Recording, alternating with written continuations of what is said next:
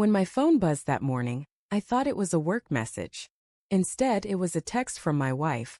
I'm taking the kids to my parents and filing for full custody.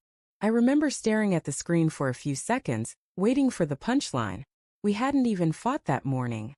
She'd kissed me on the cheek before I left for work, handed me my lunch and told me to drive safe. Nothing had felt off. At first I thought maybe it was a joke, or that she'd sent it by mistake. But when I called her, it went straight to voicemail. I called again, then again. Nothing. That's when the panic set in. I left work early, heart pounding the entire drive home. When I opened the front door, the silence hit me harder than any punch could. Her clothes were gone. The kids' toys, the ones that always littered the living room floor, were gone too. Even the framed photo of our family from the fireplace was missing. That's when it hit me. This wasn't some impulsive decision. She'd planned it. I sat down on the couch and stared at the empty space where our family photo used to hang. That spot used to be the heart of our home. Now it looked like a hole in my life. I kept asking myself why. We weren't perfect, sure. No marriages. But we were stable. We had our routines, family breakfast on Sundays, bedtime stories, movie nights. I thought we were fine. But as the hours passed, I started to replay little things. The way she'd been distant lately. How she'd started sleeping with her phone under her pillow. How she'd taken extra shifts at the office. Back then I'd brushed it off. I trusted her. I always did. 2 days later I got a letter from her lawyer. Custody petition. Claims that I was emotionally neglectful and unstable.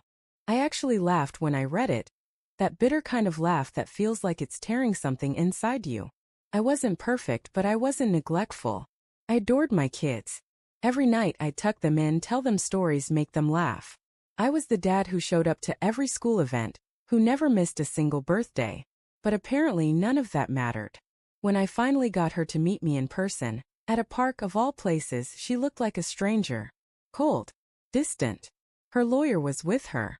"Why are you doing this, Emily?" I asked. What did I do? She wouldn't even look at me. Just kept saying, "It's better for the kids. We need space." I told her I'd change, that we could fix whatever was broken. But she just shook her head. That's when her lawyer spoke up and said, "It's not about change. It's about safety." Safety?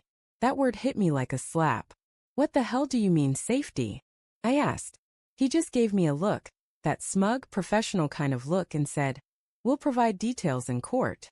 I remember standing there, staring at Emily. "You really think I'd ever hurt you or them?" I asked. And for just a split second her eyes softened, but then she looked away. That's when I knew someone had told her something. Over the next few weeks things got worse. I wasn't allowed to see my kids without supervision. My name was dragged through mud in court documents, accusations of anger issues, controlling behavior, even drinking problems. All lies. I started wondering who'd feed her those lies. Then one night as I was going through old emails I noticed something odd. There was a message she'd forwarded to herself that looked familiar. I opened it. It was a private email I'd written to my best friend Mark. He and I used to talk about everything. Frustrations, fears, even the rough patches in my marriage. I'd vented to him once about Emily spending too much time at work and how I felt like she was slipping away. He'd told me he understood, that he'd talk to her, help us figure it out. But the email I saw, it was twisted. Parts deleted. Words changed. In my email I'd written, "Sometimes I feel like she doesn't even see me anymore. I'm trying, but it's like she's not there." But in the version forwarded to her it said, "She doesn't see me anymore.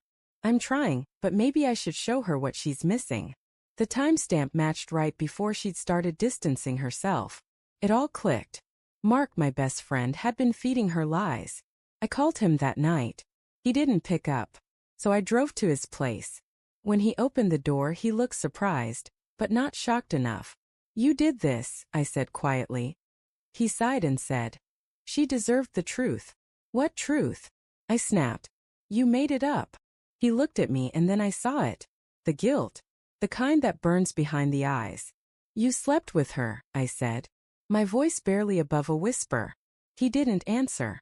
He didn't have to. That moment felt like my world collapsed. Not just my marriage, not just my kids, my entire life. I wanted to hit him. God, I did. But I didn't. I just stood there shaking, feeling like my soul had been ripped out. She told me it was over, he said. She said you changed. That she was scared of you. I laughed. Scared? Of me? The only thing she was scared of was being bored. I left before I did something I'd regret. The next morning I sent her one text, just one line. I know everything. You and Mark deserve each other. She didn't reply. Weeks later, her lawyer reached out again, this time to discuss settlement. I didn't fight for custody. I couldn't. Not then. I was too broken, too tired. But I promised myself one thing. I'd rebuild. Slowly. Quietly. It's been 2 years now. I get weekends with my kids. They're growing fast. They still ask why mom and dad don't live together, and I just tell them. Sometimes people forget what family means until it's too late. As for Emily and Mark, they didn't last. Turns out, lies built on guilt crumble fast. And me? I learned that love without honesty is just a countdown to heartbreak. That text she sent, the one that started it all, still sits in my phone. Not because I can't delete it, but because every time I see it I remind myself. The moment she left wasn't the end of my life. It was the start of finally living it for me.